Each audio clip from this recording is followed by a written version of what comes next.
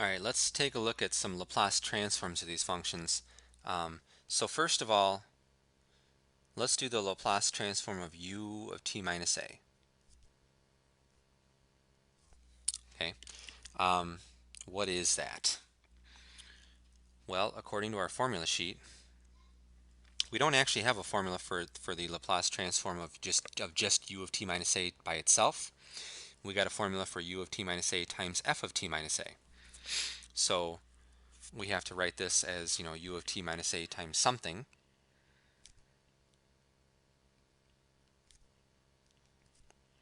Of course, it's times 1. So what we're thinking here, that f of t minus a is 1. So that's, the constant function 1, shifted over a units would still be the constant function 1.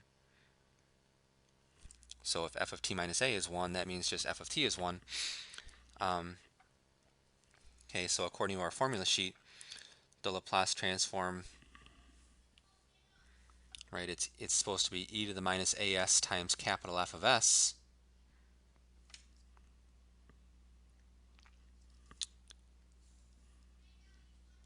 Right, so we're using this function, right, that formula right there. But the lowercase f is 1, so the capital F would be 1 over s. So kind of using those two formulas in conjunction with each other, I would get that this is going to be e to the minus as times 1 over s. Okay, now what about the Laplace transform of the Dirac delta function? Okay, well, that's, the Dirac delta function, we're viewing that as the derivative of the unit step function. So in order to, so we need to remember, how do you find the Laplace transform of a derivative? That's right here. Okay, so it's minus u of 0 minus a plus s times whatever the Laplace transform of the function is, which we just figured out what that is. It's right here. It's e to the minus as times 1 over s. Okay, and you'll notice a couple things happen here. U of 0 minus a, well, that would be like u of negative a, so that, so that the input would be less than a, so that's going to be 0. And, with this second term here, the s times 1 over s cancels. That's just going to be e to the minus as. Okay, so what we just figured out is the Laplace transform of the Dirac delta function. It's e to the minus as. Okay, we'll put a box around that, and we'll add that to our formula sheet. Okay, that's another.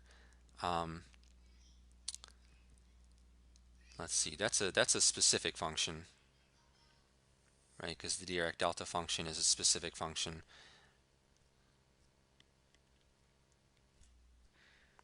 Right? It's e to the minus as. Okay. We might as well add the unit step function on there too, as its own separate specific formula. That was e to the minus as times 1 over s. Okay, so we got those two new formulas, and so what we're going to do is we're going to use, we'll use that formula to actually solve a differential equation.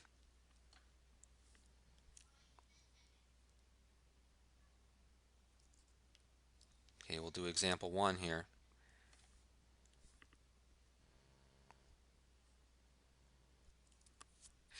Where we got a mass on a spring, m is 1, k is 1, resting at equilibrium, and it is struck by a hammer at time t equals 2 with impulse 4. We're gonna solve a differential equation that gives you the mass of the position, the position of the mass at time t. Okay.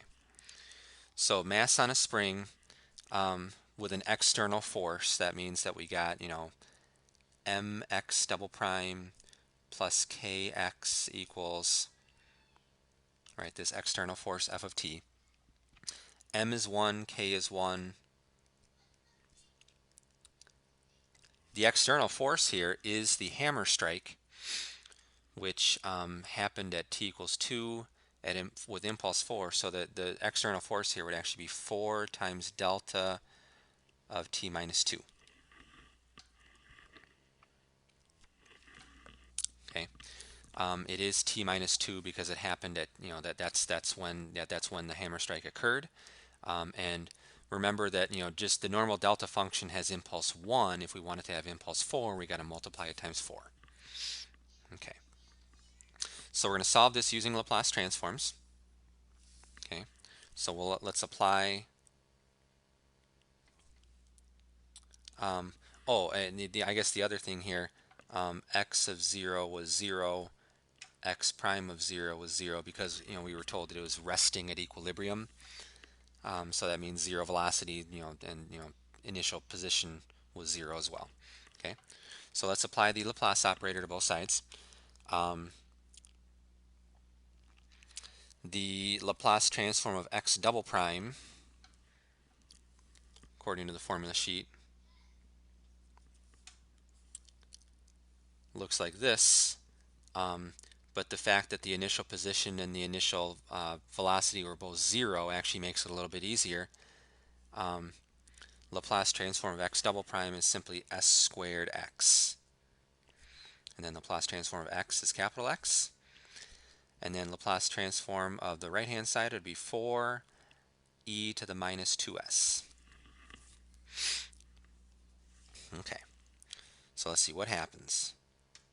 We factor the x out of the left side, and then we get x by itself.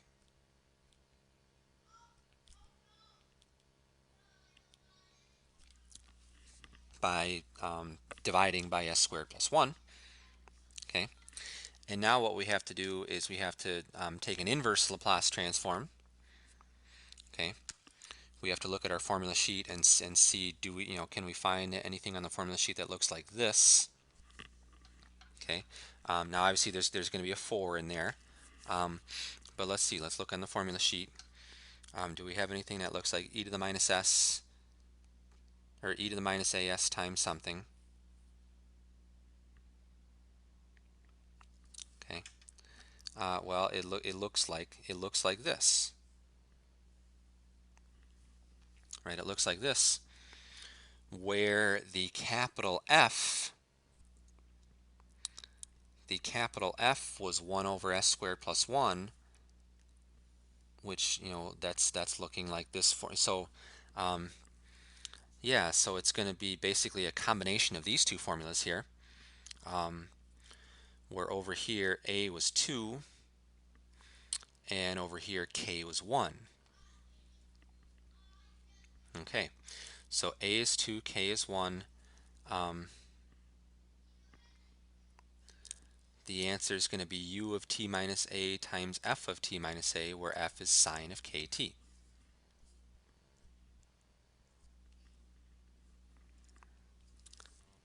So it's u of t minus 2 f of t minus 2, where f of t is sine t, since big F was the 1 over s squared plus 1. Okay,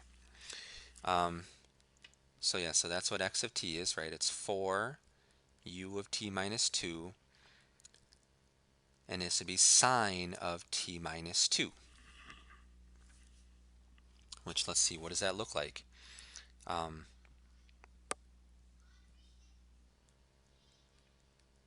I guess let's first of all, let's write it as a piecewise function.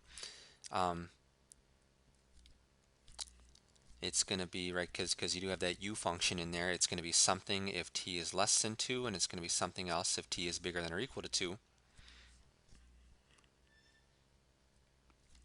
Okay. If t is less than 2, then the u function 0, making the whole thing 0. If t is bigger than 2, then the u function would be 1, making the whole thing 4 sine of t minus 2, which, let's see, what would that graph look like here? Okay, here's our t function, or t axis. Here's 2. Okay, so our position, and then, yeah, of course, we got x of t, which is the position of our mass on the vertical axis here. So it starts at equilibrium with 0 velocity, and so therefore it's going to remain at equilibrium with 0 velocity until it is hit with the hammer. Okay, and then it is hit with the hammer at 2, and then all of a sudden the position function is going to look like a sine function with amplitude 4. Okay, and it's just going to be it's just going to become a sine function. Okay, right, normally the sine function starts at the origin, but it's been shifted over 2 units, which makes it match up perfectly with what the rest of this graph looks like. And yeah, you can see the effect here, right? You can see the effect. The hammer strike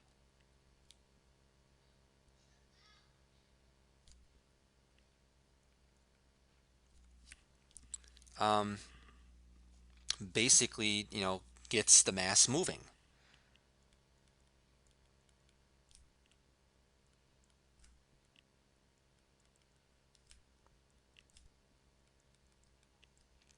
Okay, which, I mean, of course, is not surprising, right? Of course, physically that's what's going to happen.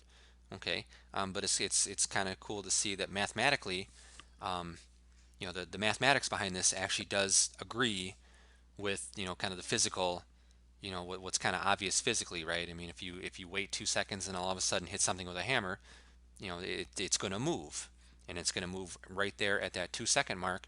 It's not going to move before you hit it with the hammer. It's going to move right at that instant when you do hit it with the hammer. So mathematically, you handle this with the Dirac delta function for your strike, right? For your external force, and it turns out that when you have the Dirac delta function as the external force, your your actual solution is going to involve this unit step function u, which all that does is just kind of delays when the actual motion begins.